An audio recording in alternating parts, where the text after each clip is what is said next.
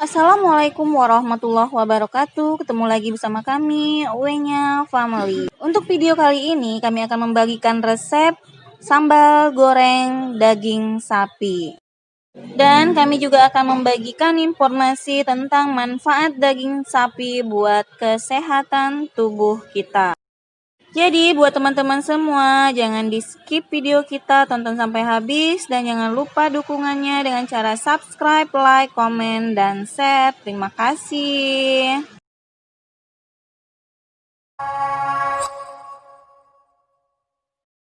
Untuk resep sambal daging sapi ini, pertama itu dagingnya sudah kita irisin tipis-tipis. Jangan dicuci dulu, langsung kita rebus. Sebenarnya boleh kita rebus dalam keadaan utuh, potongan utuh. Tapi ini saya potong-potong dan baru saya rebus. Ini belum dicuci ya. Demikian sekilas tentang resep dari sambal goreng daging kita. Dan untuk selanjutnya, untuk resep sambal daging, teman-teman bisa melihat dan menonton video kita dan membaca dari teks video. Dan buat informasi tentang manfaat serta bahaya dari konsumsi daging, teman-teman bisa mendengarkan celotehan dan cerita saya. Namun, sebelum itu jangan lupa subscribe, like, komen, dan share, serta komen, jangan meninggalkan komen spam, subscribe pun begitu ya teman-teman. Terima kasih atas pengertian dan supportnya. Oke, kita akan memasuki cerita manfaat daging buat kesehatan tubuh. Ada begitu banyak jenis daging ternak yang biasa kita konsumsi. Di Indonesia, mungkin kita lebih banyak memakan daging sapi, kambing, dan ayam. Selain rasanya yang nikmat karena mengandung lemak, daging juga dibutuhkan buat tubuh karena kandungan vitaminnya. Makanan dari daging memang dikenal enak dan kaya akan protein yang baik. Namun, hidangan nikmat itu bisa berubah menjadi tak enak jika diproses memasaknya kurang tepat. Siapa coba yang mau masak daging gosong karena memasak terlalu lama di api yang cukup besar? Selain rasanya yang hilang, daging yang terlalu matang bisa membuat nutrisi di dalamnya berubah menjadi senyawa yang berbahaya bagi tubuh. Namun, jika kamu ahli memasak atau membakar daging dengan terampil, kandungan nutrisi dan manfaat daging bagi kesehatan akan sangat berlimpah. Yuk, kita tengok apa saja kandungan zat dalam daging. Kandungan nutrisi pada daging, seperti sudah banyak diketahui, daging menjadi salah satu sumber protein utama dan sangat baik untuk pertumbuhan. Dalam 100 gram daging terkandung lemak 10%, 217 kalori, 61% air, dan 26,1 gram protein. Protein yang berasal dari hewan atau protein hewani mengandung 9 asam amino alami yang dibutuhkan tubuh untuk tumbuh. Konsumsi daging sangat disarankan buat mereka yang baru menjalani operasi. Kandungan protein dalam daging mampu mempercepat memulihkan bagian tubuh yang terluka akibat operasi. Tidak hanya protein, daging juga mengandung lemak yang baik bagi kesehatan tubuh, seperti asam lemak stearik, asam oleic, dan asam palmitik. Juga kandungan CLA atau yang banyak ditemukan pada daging sapi dan domba, sangat baik untuk menurunkan berat badan. Daging hewan ternak juga mengandung vitamin B12, zinc, selenium, zat besi, niacin, vitamin B6, dan fosforus yang memiliki fungsi dan peran masing-masing dalam menjaga kesehatan tubuh kita. Dengan kandungan protein yang melimpah, didukung dengan nutrisi lain, daging sangat baik dikonsumsi untuk mempertahankan massa otot. Manfaat daging ini sangat berguna bagi orang dewasa yang melakukan latihan rutin seperti atlet. Tidak hanya bagi atlet, Manfaat daging akan sangat baik untuk mempertahankan massa otot orang dewasa yang semakin menua. Semakin bertambahnya usia, masalah otot menjadi penting untuk diperhatikan, seperti sarkopenia.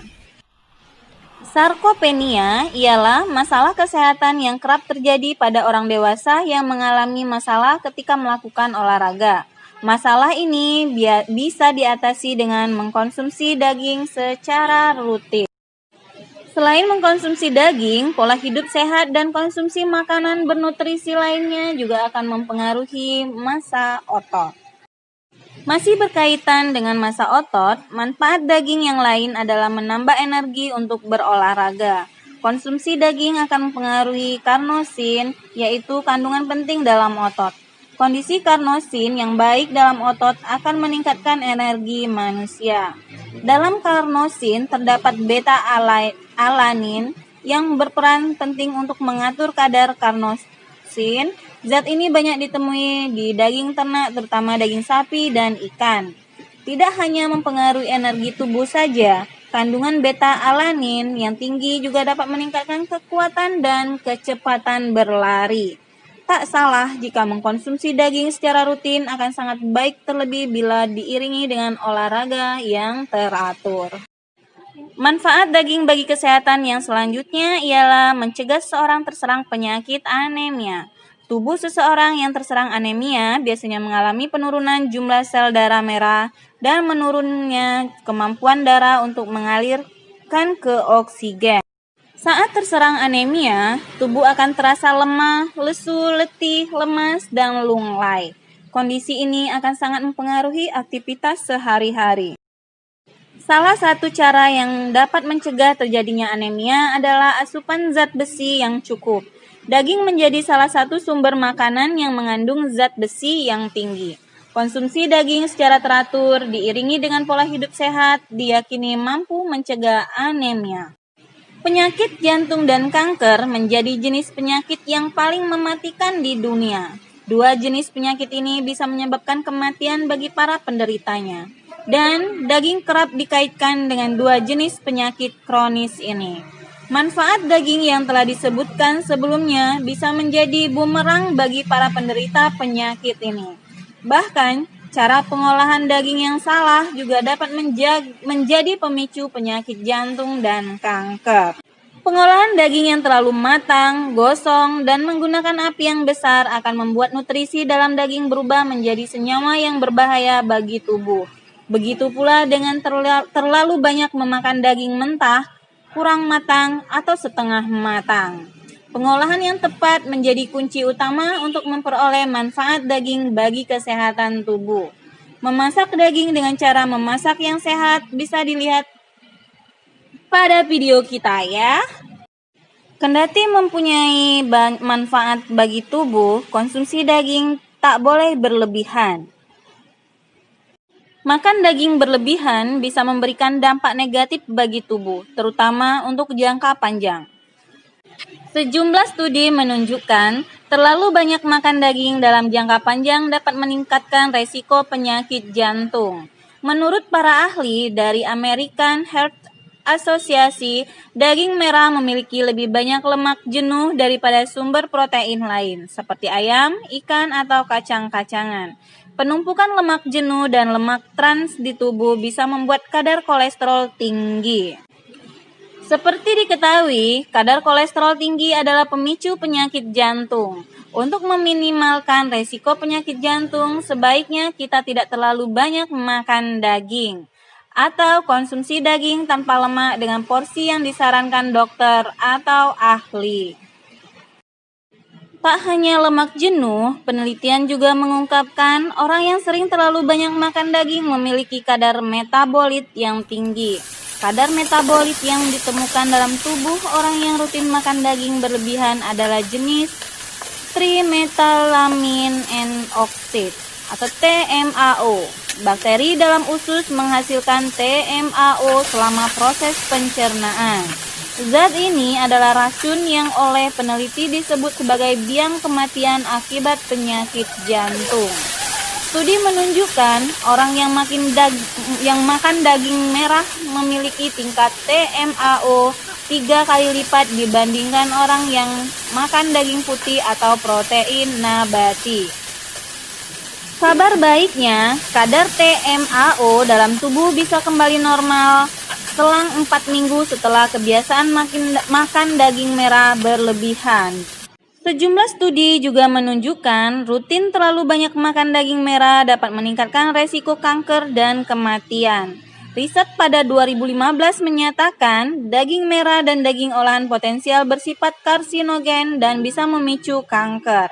Jenis kanker yang disebabkan konsumsi daging merah berlebihan adalah kanker kolorektal atau usus besar, pankreas, prostat, perut, dan payudara. Selain itu, studi lain mengungkap orang yang sering makan daging merah juga memiliki resiko kematian lebih tinggi akibat kanker. Oke teman-teman semua, itulah resep dari sambal goreng daging dan manfaat serta bahaya konsumsi daging buat kesehatan tubuh kita. Ingat ya teman-teman semua, segala sesuatu itu kita konsumsi tidak boleh berlebihan, karena bukan manfaat yang kita dapatkan, malah mudarat.